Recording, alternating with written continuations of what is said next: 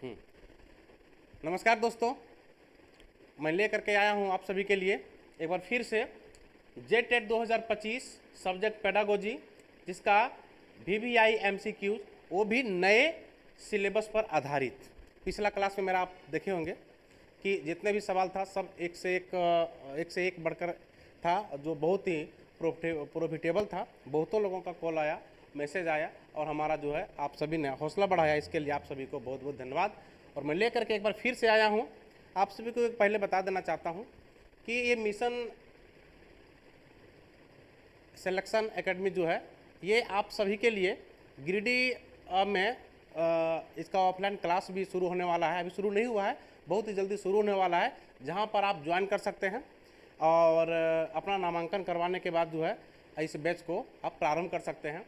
आमतौर पर होता ऐसा है कि जब एग्ज़ाम का नोटिफिकेशन आता है और जब एग्ज़ाम होने वाला होता है तो बच्चे लोग जो है हमारे जो साथी लोग हैं वो जो है क्या करते हैं, हड़बड़ाने लगते हैं क्लास ज्वाइन करने के लिए।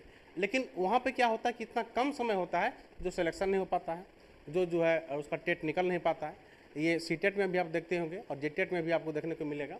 लेकिन बहुत सारे ऐसे स्टूडेंट्स हैं या बहुत सारे ऐसे साथी लोग हैं जो उसने अभी तैयारी शुरू कर चुका है, उसका पहले से भी तैयारी चल रहा था, अभी भी तैयारी उसका चल रहा है और अच्छे तरीके से तैयारी कर भी रहे हैं। ठीक है, उसको एक ज़रूरत है कि एक अच्छा क्लासरूम मिल जाए जहाँ पर जो है एक अच्छा टीम मिल जाए फैकल्टीज़ का, जो अच्छा तरीके से तैयारी करवा सके।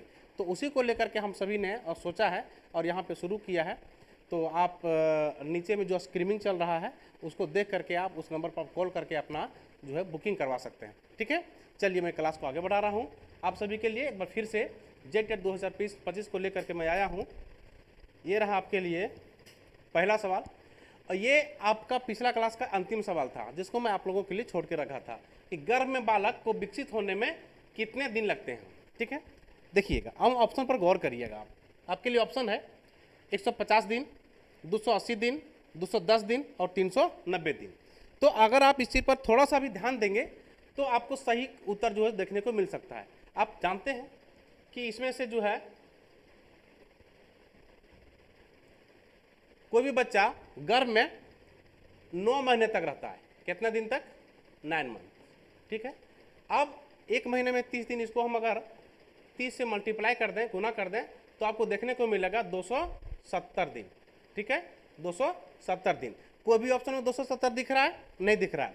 लेकिन कुछ महीने ऐसे भी तो हैं जो 30 से 31 दिन के लिए भी है, तो उसको देख करके देखा जाए तो 270 से कुछ अधिक होने वाला है। ठीक है, तो ये एग्जैक्ट नहीं होता है, 2 दिन 4 दिन 5 दिन आगे पीछे होता है दोस्तों। तो 270 यहाँ पे दिख रहा है और उसके सबसे पास वाला ऑप्शन कौन सा दिख रहा है आपको? 280 दिख रहा है। तो एक बच्चा वाला सवाल था जिसको आप आसानी से कर सकते थे।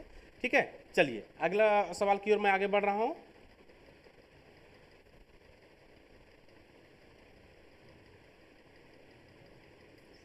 थोड़ा सा आगे हो गया है।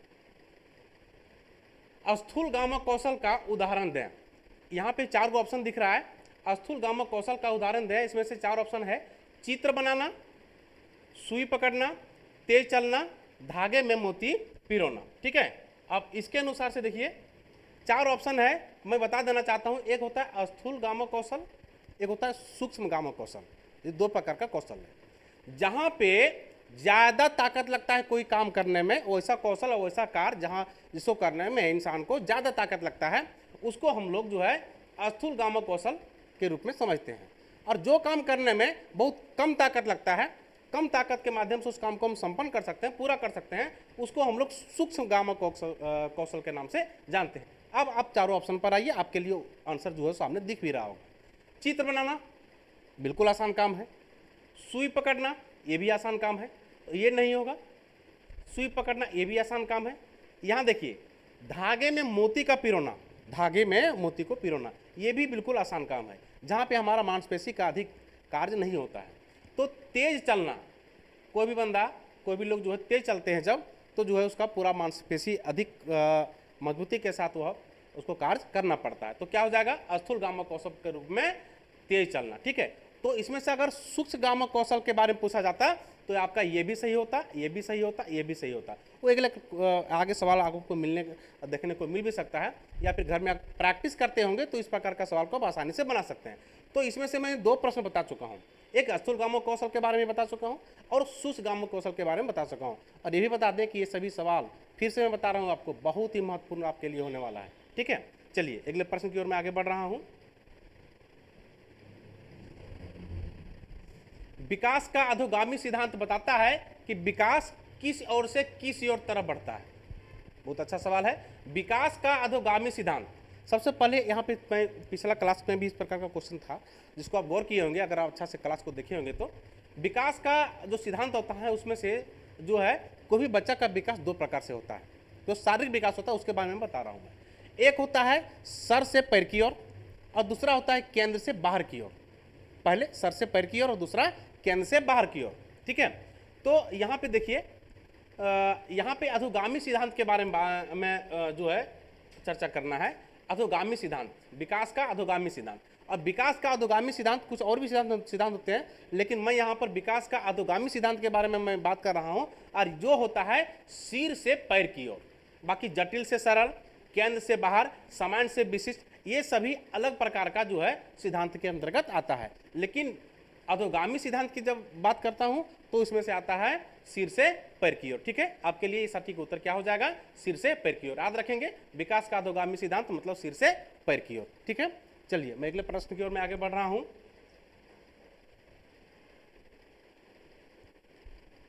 निम्न में से कौन सा एक विकल्प सूक्ष्मगामक कौशल का उदाहरण है? बिल्कुल, अभी थोड़ा देर पहले आप पढ़े थे जिसमें था स्थूलगामक कौशल और अब क्या है? सूक्ष्मगामक कौशल। तो स्थूलगामक कौशल में क्या देखें आप? जहां पे मांसपेशी को अधिक ताकत लगता था। यहां पर क्या देख पा रहे हैं आप? सूक्ष्मगामक कौशल के बारे में बात किया जा रहा है, सूक्ष्मगामक कौशल। ठीक है, ये देखिए थोड़ा सा मैं यहाँ पे ले ला रहा हूँ, इंक ले रहा हूँ। सूक्ष्मगामक कौशल, ठीक है, इसमें से क्या देखेंगे? जिसमें कम ताकत लगता है। लिखना, कूदना, दौड़ना और तैरना, तीन ऑप्शन आपके सामने देखिए। एक दौड़ना है जहां पे अधिक ताकत लगता है, दौड़ना है ये भी अधिक ताकत लगता है, तैरना अधिक ताकत लगता है, यहाँ पे कूदना भी है। ये तीनों में ज्यादा ताकत लगता है, लेकिन कम ताकत किस में लगता है? क्योंकि सूक्ष्म के बारे में बात किया जा रहा है, तो लिखना। आपका सही उत्तर क्या हो जाएगा? लिखना हो जाएगा। ठीक है, आपको बहुत अच्छे तरीके से समझ में आ गया होगा ये प्रश्न और पिछला प्रश्न, दोनों एक दूसरे का उल्टा था। ठीक है, अगले प्रश्न की ओर मैं बढ़ रहा हूं। आगे देखिए, पियाजे के अनुसार संज्ञानात्मक विकास की कितनी अवस्थाएं हैं? हाँ, पियाजे के अनुसार संज्ञानात्मक विकास की कितनी अवस्थाएं हैं? तो सही उत्तर इसका क्या होगा? 4 हो जाएगा। ठीक है, क्या हो जाएगा? 4। बाकी ऑप्शन में 6 भी दिया हुआ है, 3 भी दिया हुआ, 5 दिया हुआ, लेकिन नहीं, पियाजे के अनुसार संज्ञानात्मक विकास की कितनी अवस्थाएं हैं? 4 अवस्थाएं।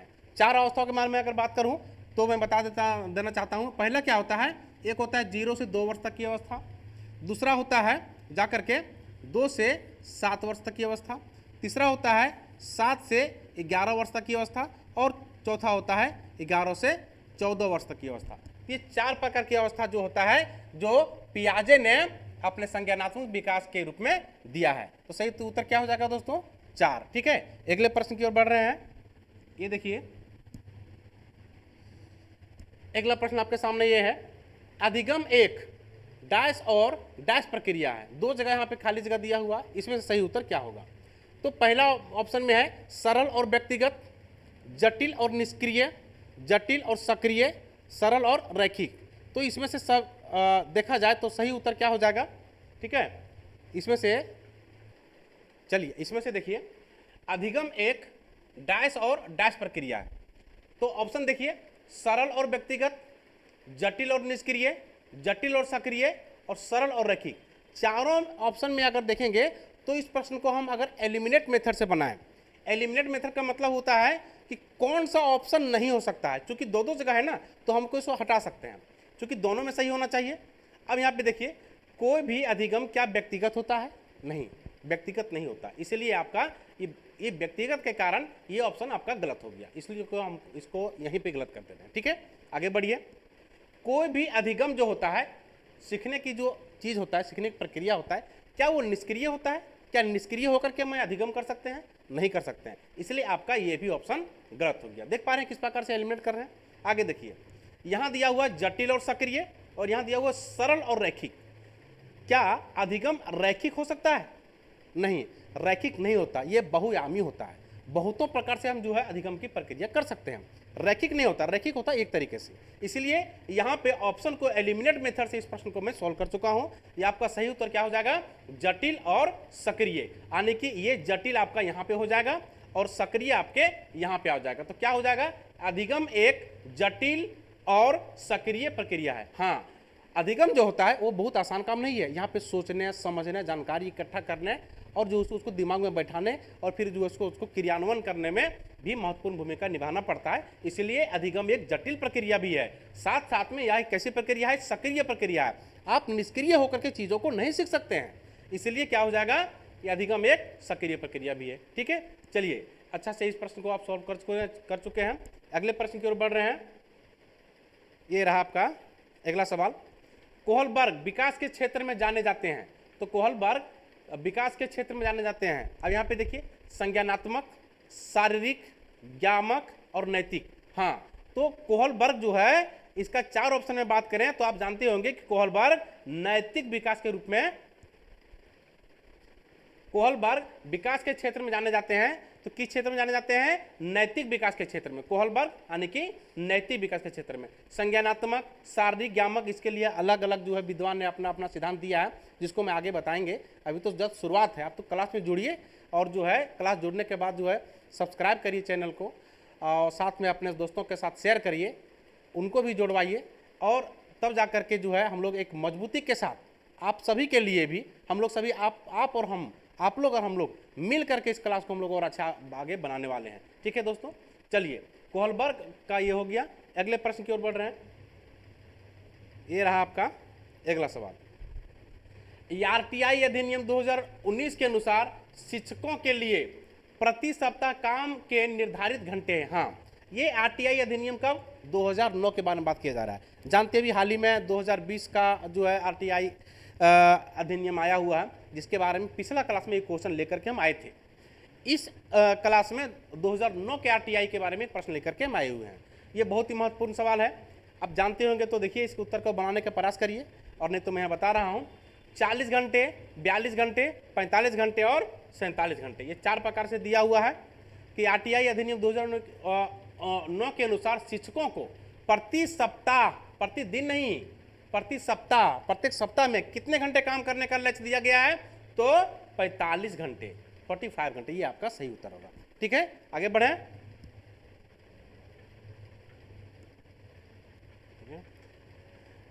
ये आपका जो है अगला सवाल में आ जाए। ये देखिए, निम्न में से कौन सा कथन शिक्षण के बारे में सत्य नहीं है। 4 ऑप्शन दिया हुआ है, कौन सा सत्य नहीं, यानी कि 3 सत्य है। तो चलिए हम सत्य को ढूंढते हैं। सत्य को ढूंढ करके उसको हम साइड करते हैं, किनारे करते हैं। शिक्षण में सुधार किया जा सकता है, बिल्कुल सुधार किया जा सकता है। आप सभी जानते हैं शिक्षण में सुधार किया जा सकता है। बच्चे पहले शुरू में गलती करते हैं, धीरे धीरे उसका जो है सो सुधार होने की प्रक्रिया होना शुरू होता है। ठीक है, तो शिक्षण में सुधार किया जा सकता है। हाँ, ये सही है, ये आपके लिए जो है शिक्षण में सुधार किया जा सकता है, यानी कि ये आपका सही उत्तर है। ठीक है, आगे देखिए, शिक्षण औपचारिक एवं अनौपचारिक है। हाँ, दोनों प्रकार से शिक्षा होता है। औपचारिक शिक्षा भी आप जानते हैं और अनौपचारिक शिक्षा के बारे में भी आप जानते हैं, तो ये भी सही है। शिक्षण विज्ञान के साथ साथ कला भी है। हाँ, शिक्षण जो होता है इसमें विज्ञान के बारे में भी हम लोग अध्ययन करवाते हैं और करते हैं, और साथ ही साथ में विज्ञान के साथ साथ में कला के बारे में भी जानकारी इकट्ठा करते हैं, यानी कि ये दोनों है, विज्ञान के साथ साथ क्या है, कला है। तो ये तीनों सही है, लेकिन हमको यहाँ क्या बोला है, सत्य नहीं है। ठीक है, सत्य नहीं, इस पर ध्यान देंगे और इसको ध्यान में लेकर के ही प्रश्न को आपको सॉल्व करना है। तो शिक्षण अन्वेषण है, ये आपका गलत हो गया, यानी कि ये गलत है, यानी कि आपके लिए ये प्रश्न यहाँ पे सही है। ठीक है, समझ गए होंगे इस चीज को अच्छे से। आगे, शेपिंग की संकल्पना, शेपिंग की संकल्पना दी गई है। शेपिंग की संकल्पना किसके द्वारा दी गई है, इस चीज को देखिए। तो थोड़ा मैं पहले आपको शेपिंग के बारे में बता देना चाहता हूं, चूंकि आप शेपिंग के बारे में नहीं जानेंगे तो फिर रटने वाला हो जाएगा। शेपिंग क्या होता है कि किसी भी चीज का एक प्रारूप को हम लोग शेपिंग बोलते हैं। कोई भी चीज़ है उसके बारे में एक छोटा सा पहले प्रारूप होता है, यानी कि एग्जाम्पल के रूप में हम अभी ले सकते हैं जेटेट। जेटेट का एग्जाम पिछला बार जो नोटिफिकेशन आया था पिछला साल में, लेकिन एग्जाम हुआ नहीं। लेकिन आपको जानकारी है, आप जानकारी आपको पास होगा, आपको मालूम भी होगा कितना लंबा चौड़ा सिलेबस जो है दे दिया गया था।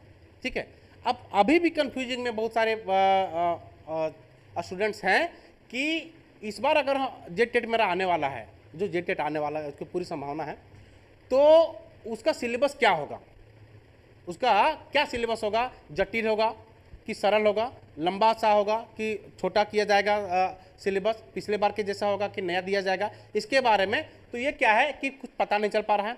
तो उसका एक शेप दिया जाए, अगर शेपिंग क्या है, शेपिंग किससे बना है, शेपिंग बना है आपका शेप से। ठीक है, शेपिंग जो बना है वो शेप से बना है। तो ये हुआ शेप। शेप के बारे में आप जानते होंगे, शेप क्या बोलता है, आकार। किसी भी चीज का आकार को हम लोग क्या बोलते हैं, ये रहा आकार। तो कोई भी चीज का एक आकार आने की, जैसे में ग्लोब, ग्लोब क्या है, पृथ्वी का एक छोटा सा मॉडल है।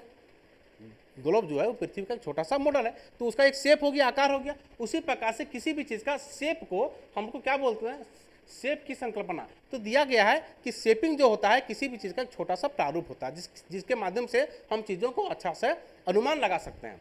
तो ये संकल्पना किसके द्वारा दिया गया था, तो ये संकल्पना थॉर्नडाइक, ये देखिए थॉर्नडाइक है, थोड़ा अलग हो गया लेकिन एक साथ है, ये थॉर्नडाइक है, थॉर्नडाइक के द्वारा दिया गया था, पावलोव के द्वारा दिया गया था, स्किनर के द्वारा दिया गया था, या इनमें से कोई नहीं।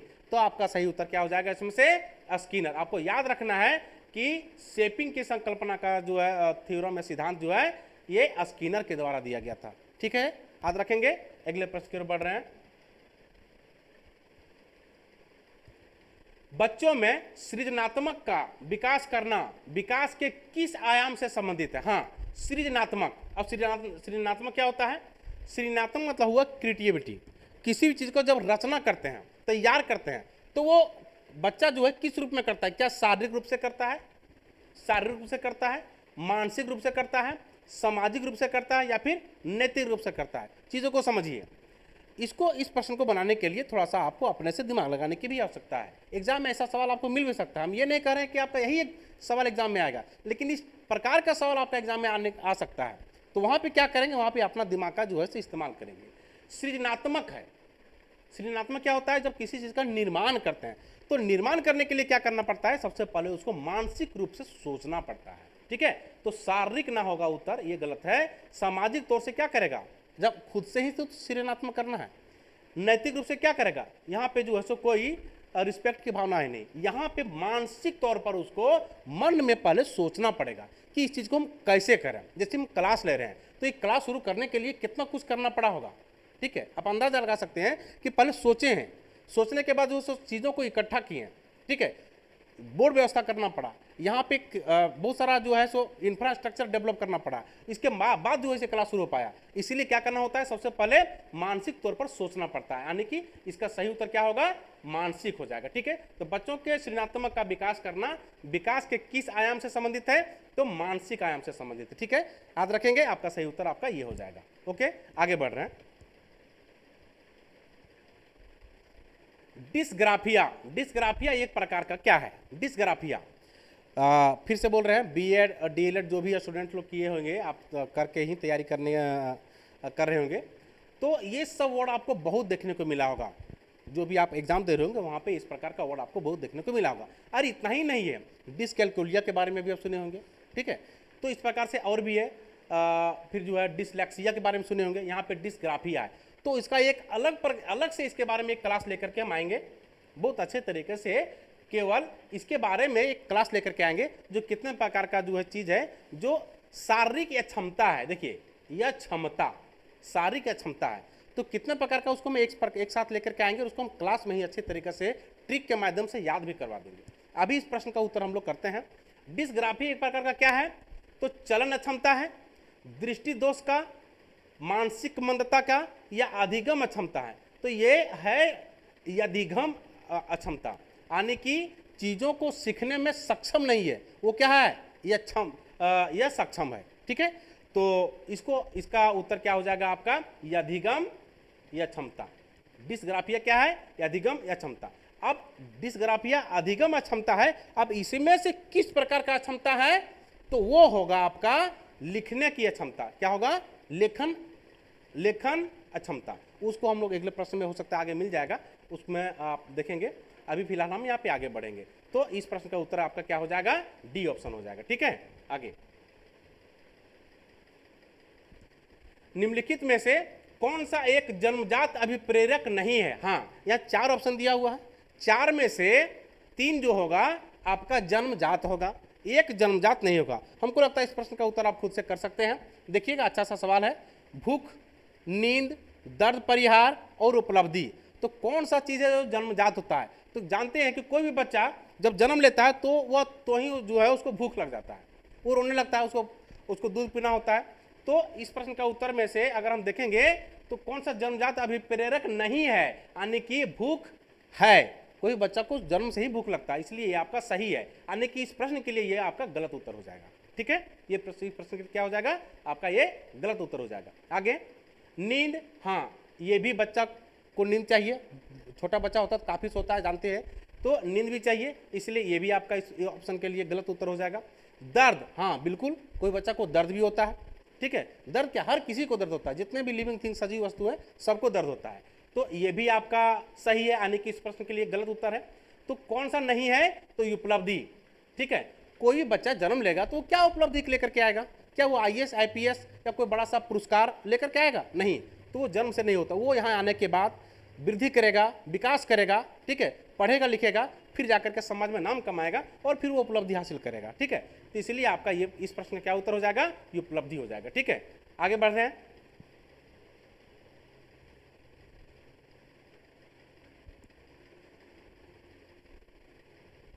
एक बालिका के, कोई भी लड़की है, कोई भी बालिका है, कि उसके पिता के प्रति आकर्षण को फ्रायड ने क्या कहा है? फ्रायड के बारे में जान रहे हैं। फ्रायड जो है एक प्रकार का फिर से इसने जो है सिद्धांत दिया। तो किसका सिद्धांत दिया? एक बालिका के उसके पिता के प्रति आकर्षण। आप जानते होंगे, आप हम लोग सब सामाजिक लोग हैं, अपने माता पिता के साथ भी रहते हैं, तो कोई भी लड़की के घर में लगाव, माता और पिता दोनों में अगर कंपैरिजन किया जाए, हम तो ये नहीं कहने कि एक के साथ लगाव होता है, कोई भी लड़के का लगाव जो है सो दोनों के साथ होता है, बालिका का लगाव दोनों के साथ होता है, मम्मी और पापा के साथ। लेकिन उसमें से ज़्यादा लगाव किसके साथ होता है? तो ज़्यादा लगाव बालिका का पिता के साथ होता है और बालक का माता के साथ होता है, यानी कि लड़का का लगाव माँ के साथ ज़्यादा होगा और लड़की का लगाव पिता के साथ ज़्यादा होता है। ऐसा आमतौर पर माना भी जाता है और ऐसा देखा भी जाता है। ठीक है, तो यहाँ पे बालिका के बारे में है। तो कोई भी बालिका है उसका ज़्यादा लगाव किसके साथ होता है? पिता के साथ होता है। देखिए यहाँ पे दिया हुआ है, और ये सिद्धांत किसने दिया? ये फ्रायड ने दिया, फ्रायड ने दिया है ये। ठीक है, फ्रायड ने दिया, और फ्रायड ने दिया है तो इसको जो है सो हम लोग ये 4 ऑप्शन में से किस ऑप्शन में देखते हैं? तो एक है इलेक्ट्रा ग्रंथि के माध्यम से, आगे है ऑडिपस ग्रंथि के माध्यम से, नैतिक द्वंद्व के द्वारा और मौखिक ग्रंथि के माध्यम से। तो इसका आपको सही उत्तर हम बता दे रहे हैं, आपको याद रखना है, इसका सही उत्तर क्या हो जाएगा? इलेक्ट्रा ग्रंथि के माध्यम से, इसलिए आपको समझना है। ठीक है, तो इसका उत्तर क्या हो जाएगा आपका? ऑप्शन ये हो जाएगा। ठीक है, आगे देखिए, फिर है डिस्ग्राफिया। अभी थोड़ा देर पहले इस प्रकार का सवाल आया था, उस प्रकार का आप जो है सो अंदर जा करके ये सवाल है। तो डिस्ग्राफिया है, यह क्या है? एक प्रकार का पठन अक्षमता है, कि लेखन अक्षमता है, गणितीय अक्षमता है, अभिव्यंजक अक्षमता है। इस प्रश्न का उत्तर मैं वहाँ पिछले प्रश्न में बता चुका हूँ, इसलिए इस प्रश्न का उत्तर जो है सो आपको क्या करना है? आपको कमेंट में बताना है, कमेंट करके सब बताइए कि इसका क्या उत्तर होगा। ऑलरेडी हम पीछे बता चुके हैं। ठीक है, चलिए आगे बढ़ रहे, इस प्रश्न का उत्तर हम आपके लिए छोड़ रहे हैं। अगला सवाल है, निम्नलिखित में से कौन सा निरीक्षात्मक अधिगम का तत्व नहीं है? 4 ऑप्शन दिया हुआ है। ठीक है, तो निरीक्षात्मक के बारे में जान रहे हैं, जब कोई जो है सो सर्वे करने के लिए जाता है, कहीं पर निरीक्षण करने के लिए जाता है, तो कौन सा तत्व जो है नहीं है, या फिर इसको और रूप में देखेंगे और अच्छे तरीके से इसको समझने का प्रयास करेंगे तो ये प्रश्न आसान हो जाएगा। कहा जाता है कि एक अच्छा विद्वान ने कहा है कि हमें ऑप्शन पढ़ने से ज़्यादा अच्छा जरूरी होता है प्रश्न को ज़्यादा बार पढ़ना। बिल्कुल, किसी विद्वान ने कहा, मैं उसको यहाँ पे रिपीट कर दे रहा हूँ, कि कोई भी प्रश्न को बनाने के लिए ऑप्शन को 2 बार पढ़ने से अच्छा है कि प्रश्न को 2 बार पढ़िए। ठीक है, फिर जाकर के आप ऑप्शन को पढ़िए। निम्नलिखित में से कौन सा निरीक्षात्मक अधिगम का तत्व नहीं है? यानी कि 3 तत्व है, एक नहीं है। तो ध्यान, हाँ ध्यान देना होता है। कोई भी बच्चा क्लास में जब अधिगम के लिए आता है तो सबसे पहले उसको ध्यान देने की आवश्यकता होता है। तो ये आपका सही हो जाएगा, यानी कि इस प्रश्न का उत्तर ये नहीं होगा। ठीक है, इस प्रश्न का उत्तर ये नहीं होगा। ठीक है, आगे देखिए, संग्रहण, संग्रहण करना। देखिए, ध्यान देगा तो चीज़ों को अपने में लेगा, सुनेगा, समझेगा और अपने में लेगा, अपने में इकट्ठा करेगा। ठीक है, तो वो हो गया संग्रहण, तो ये भी हो जाएगा, ये भी सही है, यानी कि ये आपका इस प्रश्न के लिए गलत हो जाएगा। आगे उत्पादन, जब ध्यान दिया, चीज़ों को अपने में संग्रहण किया, फिर उसको उत्पादन करना, उत्पादन का मतलब वो प्रैक्टिस करना, और प्रैक्टिस करने के बाद वो एग्जाम के माध्यम से एग्जाम में लिख करके, एग्जाम दे करके अपने आप को जो है प्रूव करना कि जो हमने पढ़ा उसको मैं कितना मैं कर पाता हूँ। ठीक है, तो ये भी सही है, ये भी सही है, ये भी सही है, लेकिन तैयारी जो होता है वो निरीक्षात्मक अधिगम का तत्व नहीं है। तो इस प्रश्न का क्या उत्तर हो जाएगा? इस प्रश्न का उत्तर हो जाएगा आपका तैयारी। अगला प्रश्न की ओर बढ़े, चलिए आगे देखिएगा। अगला प्रश्न में बढ़ रहे हैं, लज्जा एवं गर्व का भाव किस दिशा में विकसित होता है? हाँ, यहाँ 4 प्रकार का है, लज्जा एवं गर्व का भाव। कोई भी बच्चा है, कोई भी बच्चा में लज्जा की भावना कब विकसित होने लगता है? क्या शैशवावस्था में, बाल्यावस्था में, किशोरावस्था में, और फिर है यौनावस्था में? ये चारों में से अगर हम ध्यान देंगे तो आपका सटीक उत्तर आपका हो जाएगा बाल्यावस्था। हाँ, ये जब बाल्यावस्था जब होता है तो कोई भी बच्चा बाल्यावस्था में जब होता है तो उसके अंदर लज्जा की भावना आने लगता है, उसके अंदर जो उसको बोलते हैं वो लज्जा की भावना आने लगता है, और साथ साथ में वो उसको गर्व की भी भावना आने लगता है।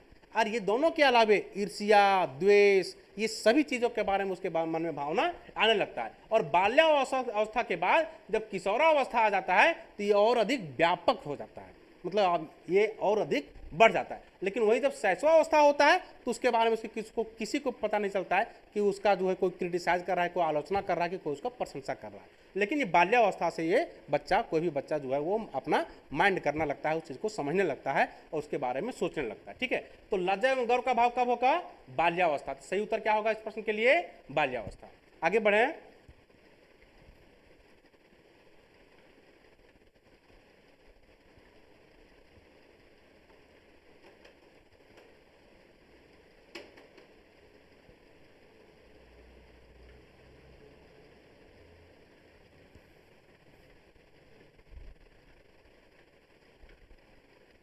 अगले प्रश्न देखेंगे, मानसिक विकास को प्रभावित करने वाला कारक, मानसिक विकास को प्रभावित करने वाला क्या कौन सा कारक है? तो 4 ऑप्शन देखिए, चारों बहुत अच्छा ऑप्शन है, जो ऑप्शन आपको फंसा सकता है। ठीक है, इसलिए इस प्रश्न को करने के लिए आपको बहुत ध्यान से करने की आवश्यकता है। वंशानुगति से हम मानसिक विकास को बढ़ा सकते हैं। पारिवारिक परिवेश, कि परिवार में हमारा किस प्रकार का परिवेश है, वहाँ पे अगल बगल का माहौल क्या है, परिवार का माहौल क्या है, ये भी बहुत अधिक निर्भर करता है। आगे देखिए, परिवार की सामाजिक स्थिति, परिवार की सामाजिक स्थिति है क्या, यानी कि परिवार जो है वो समाज में उसका किस रूप में स्थान है। ठीक है, तो ये सभी, तो इसमें से इस प्रश्न का सही उत्तर क्या हो जाएगा? चूंकि ये अच्छा सवाल भी है, तो ये वंशानुगति, हाँ, कोई भी बच्चा है उसके अंदर मानसिक चेतना या मानसिक विकास वंशानुगति से भी होता है। बहुत सारा विद्वान ने दिया है इसका सिद्धांत कि माता पिता का गुण और उसके पूर्वजों का गुण उसके बच्चे में आ जाते हैं, तो वंशानुगति से चलता है। ये आपका सही है। पारिवारिक परिवेश भी बहुत जरूरी है। ठीक है, कोई भी बच्चा जो है अच्छा से विकास तभी कर सकता है जब उसका घर परिवार का परिवेश अच्छा हो, वहाँ का माहौल जो है सो अच्छा हो, तो पारिवारिक परिवेश भी सही उत्तर हो जाएगा। परिवार की सामाजिक स्थिति, ये भी बहुत अधिक मैटर करता है, इसीलिए इस प्रश्न का क्या उत्तर हो जाएगा? इनमें से सभी। तो हम लोग ऑप्शन डी की ओर जाएंगे। ठीक है, अगले सवाल देखिए, बच्चों का भाषा विकास निर्भर करता है, कोई बच्चा का भाषा का विकास किस प्रकार से निर्भर करता है? तो इसका देखिए ऑप्शन में दिया हुआ है, बेहतर सामाजिक आर्थिक परिवेश पर, बेहतर विद्यालय शिक्षा पर, बच्चों को दी गई अभिव्यक्ति की स्वतंत्रता पर, और इनमें से सभी। हाँ, ये पिछले सवाल की तरह ही भी एक अच्छा सा सवाल है। बच्चों का भाषा का विकास निर्भर करेगा, किस पर निर्भर करेगा?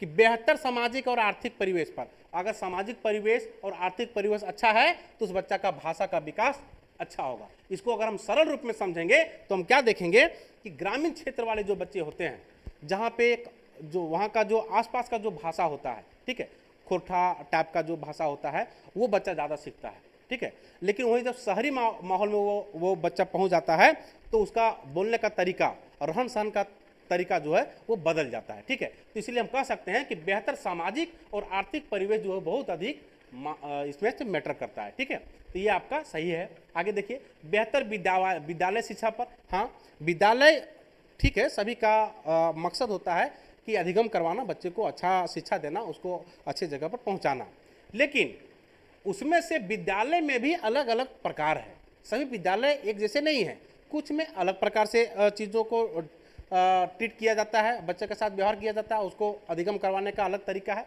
कुछ विद्यालय में अलग प्रकार से होता है। तो बेहतर है, विद्यालय तो सब है, लेकिन बेहतर विद्यालय पर शिक्षा, बेहतर विद्यालय शिक्षा पर इसके बारे में भी चर्चा किया गया है। तो आपका ये भी सही उत्तर है। आगे देखिए, बच्चों को दी गई अभिव्यक्ति की स्वतंत्रता पर, हाँ, बच्चे को बोलने का किस प्रकार से हम स्वतंत्रता देते हैं। अगर उसको मैं क्लास में बोलने की स्वतंत्रता देते हैं तो ही तो उसका भाषा का विकास हो पाएगा। निश्चित रूप से क्लास में बच्चा को बोलने का हमको मौका देना चाहिए। तो ये हो गया, बच्चों को भाषा विकास निर्भर करता है कि वो बच्चा को हम अभिव्यक्ति की कितनी स्वतंत्रता दे पाते हैं। ठीक है, इसलिए इस प्रश्न का आपका तीनों सही है, यानी कि ऑप्शन डी हो जाएगा। आगे, और ये हमारा अंतिम सवाल अब रहेगा, आज की क्लास का ये अंतिम सवाल है। देखिए, बाल विकास का अर्थ क्या है।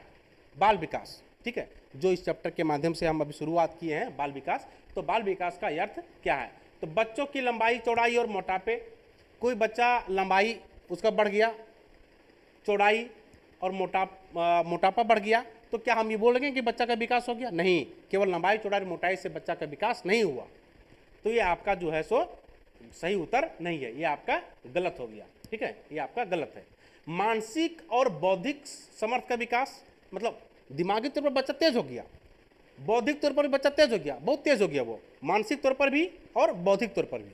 ठीक है, इसमें भी तेज हो गया, लेकिन शारीरिक तौर पर भी यदि तो तेज नहीं है तो हम कैसे बोलेंगे कि संपूर्ण विकास हुआ। सो यहाँ पे क्या देख रहे हैं, शारीरिक तौर पर उसका विकास हो रहा है, यहाँ पे क्या देख रहे हैं, मानसिक तौर पर विकास हो रहा है। ये तो लेकिन ये अकेला ये भी विकास नहीं है, ये अकेला ये भी विकास नहीं है। बच्चों का संपूर्ण विकास, और बच्चों का संपूर्ण विकास के बारे में अगर हम चर्चा करेंगे तो आपका ये भी आ गया और ये भी आ गया। ठीक है, बच्चों का विकास, यहाँ केवल दिया हुआ बच्चों का विकास, तो बच्चों का केवल विकास सही नहीं है, बच्चों का संपूर्ण विकास, ऑल राउंड डेवलपमेंट, ये आपका सही हुआ।